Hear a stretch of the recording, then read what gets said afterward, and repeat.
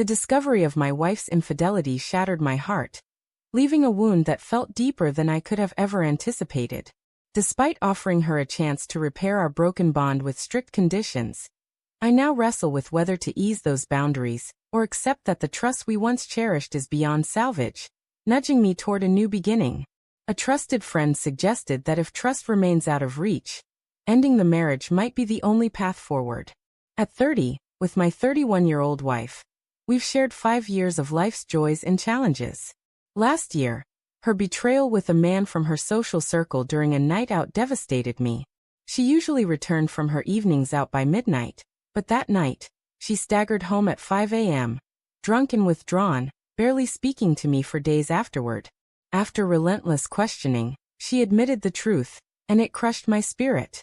I'd always felt uneasy about her frequent nights at bars and clubs, especially with that man in her group, but I had no concrete reason to question her loyalty until then. Heartbroken, I packed a bag and left that same night. Despite her desperate pleas for me to stay, I needed space. I stayed with a friend for a few days before agreeing to talk. She expressed profound regret, swearing it would never happen again, and promising to do whatever it took to rebuild our relationship. I decided to give her a chance, but only under firm rules. She had to cut all contact with the man she betrayed me with, allow me full access to her phone and laptop, and avoid bars or clubs unless I was with her. She agreed without hesitation. Over time, she distanced herself from her entire friend group, as they remained connected to the man involved. I never insisted she abandon her friends, but she said keeping those ties while avoiding him was too painful. I haven't checked her devices, and while I've joined her on outings when I could, bars and clubs aren't my scene. Yet, our relationship feels like a hollow version of its former self. I've thought about loosening the rules, but the pain of her betrayal still lingers. When I confided in a friend about my struggle, he was direct. If I can't trust her, I should end the marriage. His words haunt me. I still love her, but the spark we once shared has dimmed. She claims she's happy with me, but her vibrancy has faded.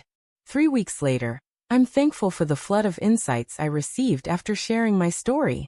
They were overwhelming but incredibly valuable. To clarify, before her betrayal, our relationship was alive with energy. We connected over outdoor adventures, hiking, camping, rock climbing, and treasured our travels, both local and international.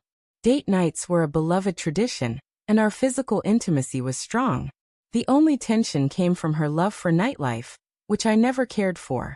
I didn't ask her to cut off her entire friend group, only the man she was unfaithful with, but their loyalty to him led to her isolation. She recently revealed that her former friends criticized her for refusing to see him, brushing off his actions as part of his character. Our connection now feels empty. We've gone on a few hikes and dates, but they're infrequent. Our intimacy has nearly disappeared. She tries to initiate closeness, but I struggle to respond. In a recent talk, she reaffirmed her commitment to me and my rules, but feels unworthy of making requests of her own. She fully owns her mistake and its consequences. I suggested couples therapy, and she agreed immediately. I'm willing to try it, not out of optimism, but because she's respected my conditions for a year. Deep down, I doubt I'll ever fully trust her again. If therapy doesn't work, I'm ready to walk away. A thought-provoking perspective made me realize I hadn't considered why she strayed. I plan to explore that in therapy. 3 months later, we've been in therapy for weeks, navigating the difficult process of finding a therapist who fits us both. We've had raw, painful conversations. When I finally asked why she betrayed me, she admitted it was driven by curiosity.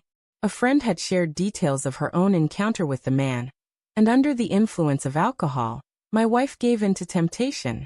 She said regret hit her the moment she sobered up. Through therapy, I've realized my conditions weren't just about rebuilding trust. They were also a way to punish her.